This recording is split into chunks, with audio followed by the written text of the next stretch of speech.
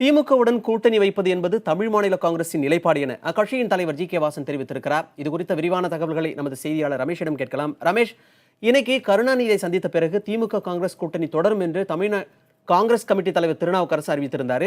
இந்த நிலையில இந்த அறிவிப்பு வந்த சில மணி நேரங்களில் திமுக கூட்டணியில் இணையும் சூழல் இருப்பதா ஜி கே வாசனும் தெரிவித்திருக்கிறார். திமுக, காங்கிரஸ், தமிழ் மாநில காங்கிரஸ் ஆகிய கட்சிகள் ஒரே கூட்டணியில் வர்றதுக்கான வாய்ப்பு இருக்கா? அதாவது இன்றைக்கு இருவேறு சம்பவங்கள் நடைபெற்றிருக்கின்றன. ஒன்று, காலையிலே திமுக பொருளாளர் ஸ்டாலினை தமிழ் மாநில காங்கிரஸ் தலைவர் ஜி கே வாசன் அவரது இல்லத்திலே சந்தித்துவிட்டு வெளியே வந்து அரசியல் ரீதியான சந்திப்பு, அரசியல் கட்சிகளிடையே ஒருமித்த கருத்து ஏற்படும் பொழுது கூட்டணிக்கு வாய்ப்பு இருக்கிறது, நீங்கள் திமுக கூட்டணியில் சேர்வீர்களா என்று கேட்டதற்கு நானே திமுக தலைவர் வீட்டுக்கு வந்திருக்கிறேன், அப்படி என்றால் நீங்களே புரிந்து கொள்ளுங்கள் என்று 3 சமிக்கைகளை தெரிவித்துட்டு சொன்னார். இவை முக்கியமானதாக பார்க்கப்பட்டது. அடுத்ததாக இன்னொரு விஷயமாக பார்க்க வேண்டியது, கோபாலபுரத்தில் 5 நாட்கள் தமிழ்நாடு காங்கிரஸ் கமிட்டி தலைவராக 5 நாட்களுக்கு முன்பு பொறுப்பேற்ற திருநாவுக்கரசர் முதன்முறையாக திமுக தலைவர் கருணாநிதியை பார்த்துவிட்டு வெளியே வந்து திமுக காங்கிரஸ் கூட்டணி தொடர்கிறது என்று சொல்கிறார். உடனே இவர் சேலத்திற்கு செல்லக்கூடிய வழியில் மதுராந்தகத்திலே பேட்டி கொடுக்கும் பொழுது திமுகவுடன் கூட்டணி ஏற்படக்கூடிய சூழல் இருக்கிறது, நாங்கள் விரும்புகிறோம் என்ற கருத்தை தெரிவிக்கிறார். இந்த 2 சம்பவங்களையும் தொடர்புபடுத்தி பார்க்கும் பொழுது திமுக கூட்டணியில் காங்கிரசும் தமிழ் மாநில காங்கிரசும் இணைய விருப்பம் தெரிவிப்பது போல தெரிவிக்கிறது. திமுகவும் அதற்கு சம்மதம் தெரிவிப்பது போன்ற ஒரு சூழல் இருக்கிறது. இது குறித்து, அதாவது தமிழ் மாநில காங்கிரஸ் வந்தால் நீங்கள் கூட்டணியில் இருப்பீர்களா என்று திருநாவுக்கரசிடம் நாம் கேட்டபொழுது அவர் வரும்பொழுது இதற்கான பதிலை தெரிவிப்போம் என்று சொன்னார். இந்த நிலையில் தமிழ் மாநில காங்கிரசுடைய முக்கிய நிர்வாகிகள் கூட்டம் சென்னையில் நாளை நடைபெறும் என்று அக்கட்சி அறிவித்திருக்கிறது.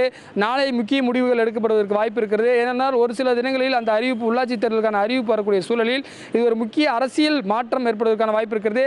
ஏற்கனவே தமிழ் மாநில காங்கிரஸ் உதயமாகி முதல் முறையாக சட்டமன்ற தேர்தலை சந்தித்தது. குறிப்பாக மக்கள் நல கூட்டணியிலே இணைந்து, தேமுதிக மக்கள் நல அந்த கூட்டணியிலே இணைந்து 26 இடங்களிலே போட்டியிட்டு ஒரு இடங்களில் கூட வெற்றி பெற முடியாத ஒரு சூழல் ஏற்பட்டது. குறிப்பாக 0.5%, அதாவது 0.5% வாக்குகளே மட்டுமே பெற முடிந்தது. ஆனால் காங்கிரஸ் கட்சியை பொறுத்தவரை கிட்டத்தட்ட 4%க்கும் அதிகமான வாக்குகளை பெற்று 3வது பெரிய கட்சி என்ற ஒரு பெருமையும் பெற்றது. இந்த அடிப்படையில் இந்த 2 கட்சிகளும் ஒரே அணியில் வரக்கூடிய சூழல் என்பது தற்பொழுது ஏற்பட்டிருப்பதாகவே அரசியல் நோக்கர்களால் பார்க்கப்படுகிறது. மணிமாறன். ரமேஷ், இன்னைக்கு காலையில் வாசன் ஸ்டாலின் இடையேயான சந்திப்பும் திருநாவுக்கரசர் கருணாநிதி இடையேயான சந்திப்பு குறித்தும் அரசியல் வட்டாரங்களில் என்ன மாதிரி பேசப்படுது? அதாவது நம்ம ஒரு சில அரசியல் விமர்சகர்களிடம் பேசும்பொழுது காங்கிரஸ் கட்சிக்கு ஏற்கனவே 41 இடங்களை கொடுத்து 8 இடங்கள் தான் வெற்றி பெற்றது. குறிப்பாக திமுக ஆட்சியை பிடிப்பதற்கு கிட்டத்தட்ட 20 இடங்கள் தான் தேவைப்படக்கூடிய சூழல் இருக்கும் பொழுது அந்த 40 இடங்களில் அவருடைய வெற்றி சதவீதம், காங்கிரஸுடைய வெற்றி சதவீதம் என்பது குறைவாக இருந்தது. 41 இடங்கள் 8 இடங்கள் தான் வெற்றி பெற்றது. அந்த இடங்களில் திமுக நின்றிருந்தால் வெற்றி பெற்று ஆட்சி அமைத்திருக்கலாம் என்ற ஒரு கூடங்களிலே தெரிவிக்கப்பட்டது. குறிப்பாக அரசியல் விமர்சகர்களால் கூட சொல்லப்பட்டது. இந்த நிலையில் காங்கிரசுக்கு கொடுக்கக்கூடிய இடங்களை குறைப்பதற்கான ஒரு முயற்சியாகத்தான் திமுக எடுக்கக்கூடிய அரசியல் யுக்தியாக, அரசியல் நோக்கர்களால் பார்க்கப்படுகிறது. வாசன் அணியும் திமுக கூட்டணிக்கு வரும் பட்சத்தில் காங்கிரசுக்கு கொடுக்கக்கூடிய அந்த உள்ளாட்சி பொறுப்புகள் இடங்களை குறைப்பதற்கு வாய்ப்பு இருக்கிறது. அந்த அடிப்படையிலான ஒரு யுக்தியாக தான், திமுகவுடைய யுக்தியாக தான் இது அரசியல் விமர்சகர்களால் பார்க்கப்படுகிறது. ஆனால் இது குறித்து அதிகாரப்பூர்வமான தகவல் இதுவரை வெளியில் திமுக சார்பில் எந்தவித தகவலும் வெளியிடப்படும். அதாவது திமுக பொருளாளர் வாசனை சந்தித்துவிட்டு வெளியே வரும்பொழுதும் செய்தியாளர்களை சந்திக்கவில்லை. கோபாலபுரத்திலே திருநாவுக்கரசர் உடனான சந்திப்புக்கு பிறகும் செய்தியாளர்களை சந்திக்கவில்லை. இது ஒரு தரப்பு கருத்துக்களை மட்டுமே இருக்கிறது. ஆக வெளியே வந்து வாசன் பேசுறார், இங்க வந்து திருநாவுக்கரசர் பேசுறார். திமுக சார்பில் இருந்து இதுவரை எந்தவித ஒரு வெளிப்படையாக செய்தியாளர்களை சந்திக்கவில்லை. அதையும் பார்க்க வேண்டியதாக இருக்கிறது.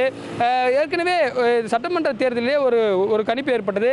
வாசன் வருவாரா, திமுக காங்கிரஸ் கூட்டணிக்கு வருவாரா என்ற ஒரு கேள்வி எழுப்பும் பொழுது வாசன் தரப்பில் முதலில் மறுத்தார்கள். நாங்கள் காங்கிரசிடமிருந்து நீண்ட தூரம் விலகி வந்து விட்டோம், ஆனால் அந்த கூட்டணியில் சேர்வதற்கு வாய்ப்பில்லை என்று அந்த கட்சியினுடைய முன்னணி தலைவராக இருக்கக்கூடிய ஞானதேசிகன் உள்ளிட்ட தலைவர்களாம் தெரிவித்தார்கள். நாங்கள் காங்கிரஸ் இருக்கும் இடத்தில் இருக்க மாட்டோம் என்றெல்லாம் வெளிப்படையாக சொன்னார்கள். அந்த அடிப்படையில் தான் அவர்கள் தேமுதிக மக்கள் நல கூட்டணியிலே இணைந்து 26 இடங்களிலே போட்டியிட்டார்கள். இந்த சூழலில் தற்பொழுது அவர்களுக்குள்ளே மாற்றம் ஏற்பட்டிருக்கிறது. தமிழ் மாநில காங்கிரஸை பொறுத்தவரை தற்பொழுது அந்த தேர்தல் தோல்விக்கு பிறகு பல்வேறு தலைவர்கள் வெளியேறக்கூடிய ஒரு சூழலை பார்க்கப்படுகிறது. குறிப்பாக பீட்டர் அல்போன்ஸ், விஸ்வநாதன் உள்ளிட்ட முக்கிய தலைவர்களாம் திரும்பவும் தாய் கட்சியான காங்கிரஸுக்கு சென்று விட்டார்கள். குறிப்பாக திருச்சி முன்னாள் மேயராக இருக்கக்கூடிய சாருபாலா தொண்டைமானன், கார்வேந்தர், கார்வேந்தன் உள்ளிட்ட முக்கிய நிர்வாகிகள் எல்லாம் அதிமுகவுக்கு சென்று கார்வேந்தன் பாரதிய ஜனதாவுக்கும் சாருபாலா தொண்டைமான் அதிமுகவுக்கும் பல்வேறு முக்கிய நிர்வாகிகள் கட்சியிலிருந்து ஒரு விலகிய சூழலில் தன்னுடைய கருத்திலிருந்து பின்வாங்கி இருக்கிறது. அதாவது காங்கிரஸ் இருக்கும் அணியில் நாங்கள் இருக்க மாட்டோம் என்று தெரிவித்து வந்த தமாக தற்பொழுது அதற்கும் தயார் என்ற ஒரு கட்டத்திற்கு வந்ததாக தான் அரசியல் விமர்சகர்களால் பார்க்கப்படுகிறது. மணிமாறன்.